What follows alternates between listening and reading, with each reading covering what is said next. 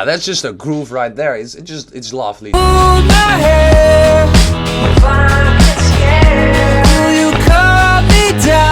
So hello.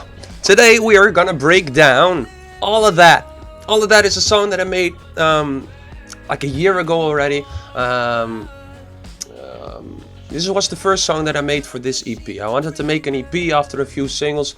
I wanted to release an EP, and this was the first song that I made with that in mind. It's a disco song. I wanted to make a disco song, so I did, and that's basically it. The inspiration for it was for the intro. It's quite obvious. It's a reference towards Money for Nothing by Dire Straits. It has Sting in the with the vocals, and it's really lovely. And I wanted to pay homage to that with just a lush, pad-like intro, so I did. The rest of the song, it has a bit of Weeknd influences, Michael Jackson, of course. With that, it has a few David Bowie references, because I really like that artist. I really love David Bowie and the songs that he made. I wish to be more like him. He's very cool. Well, he was very cool, of course. So let's dive into it, right? Let's start with the intro. Let's see how that sounds like over here.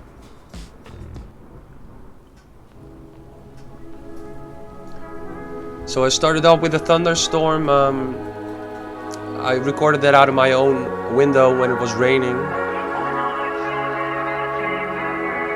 When I watch a little bit of TV is of course a straight reference towards the Money for Nothing intro.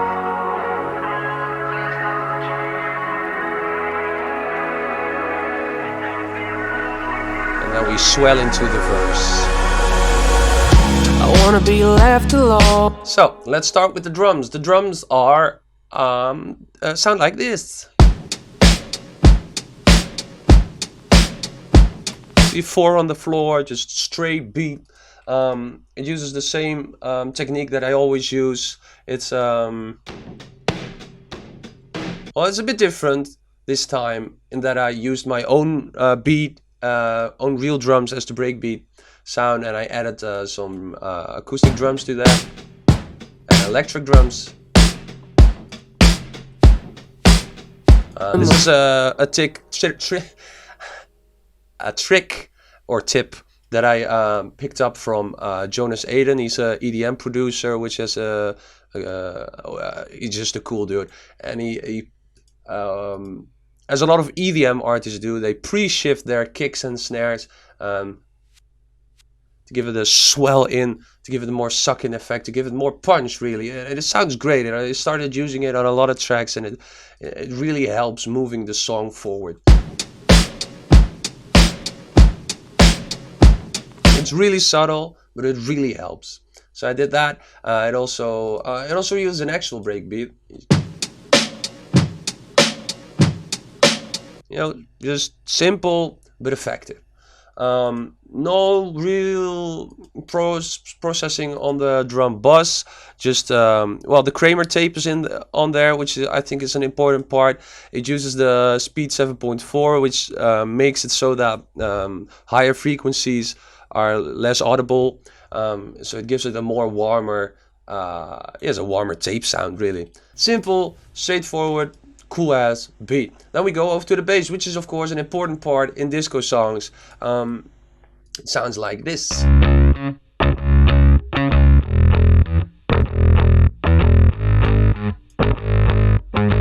It's a really stripped down version of what an actual disco bass would sound like. They have the coolest bass lines, and I'm not that good of a bass player, so I just use a simple trick, which is using different octaves for the bass. If you play, can I play it?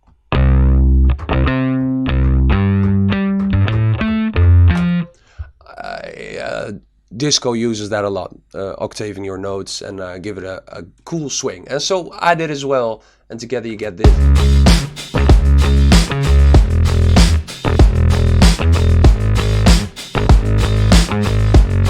That's just a groove right there. It's lovely to hear that, and to make it, just to hear it. I really like it. And then of course steel drums. No song without steel drums. Drananas uses steel drums all of the time. Maybe at some point I will stop using it, but that's a long way from now. Then we get guitar. Guitar is not used in the verse. It only comes in the chorus, and it sounds like this.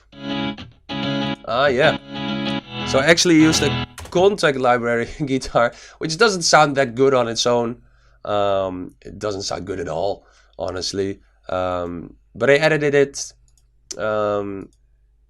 And it's low in the mix, as you can see, is -14. But it adds groove, it adds swing, and I like that. Same goes for this one. I edited it so that it only does the strum thingies, just to give it groove, to make it sound cool, and it works. So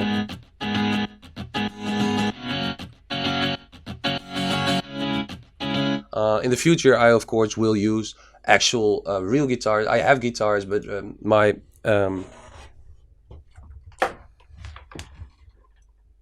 this guitar I bought for 10 euros, and it sounds like 10 euros. So I really need a guitar. Give me a guitar, please. So let's go on to the piano. The piano sounds like this. That's a bit that Daft Punk, Get Lucky. Just lay down those chords. Just use it as a pad more to give it fullness in the frequencies, and yeah, that's basically it. That's the same goes for the Rhodes electric piano. Get my own space, wanna go to the moon. I just don't know the. It sounds good. Then there's the vocals.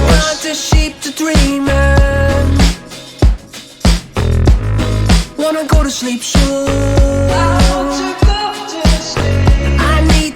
So let's go over to the vocals. The vocals are quite interesting. It's just a mess, really. The vocals are weird, honestly. I really try to make it sound good, and it sounds good, honestly. But it's just I wouldn't do. I make a lot of weird decisions with this. So let's go over them. Of course, you heard the intro vocals already.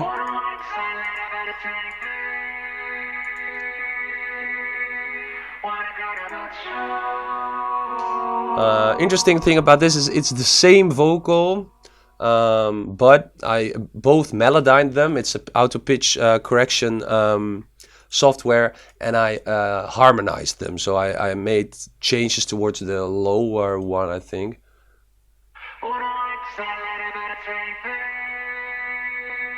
So I just changed the notes to make it sound cool with the other vocal.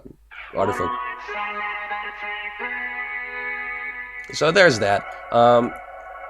Normally you would just sing the harmony yourself instead of editing it, but this is a common way to do it as well. A lot of EDM producers do it like this. In pop songs it is usually not usually, but it's done like this. People do it. So and I kept it in. I could have sang the harmony myself, but I didn't. I liked it better this way. So, you know. Then we go over to the verse. Left alone, I wanna get my own space. Wanna go to the... Which is interesting. Which isn't that weird. It didn't make a lot of mistakes here. Interesting thing is just I used... my own space. Wanna go to them. I talked about it in another song as well, to add production value to the lyrics you hear. So in the I sing about space. My own space, wanna go to the... So I give it this spacey echo effect. You know, the space echo, which is of course a famous echo unit.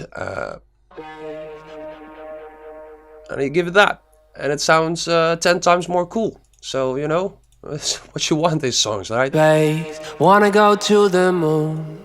I just don't know the way. Give me some silent time. So then we go over to the chorus, which is weird. I use the same part twice, which you shouldn't do. Why would you do that? It has no... It is weird. You could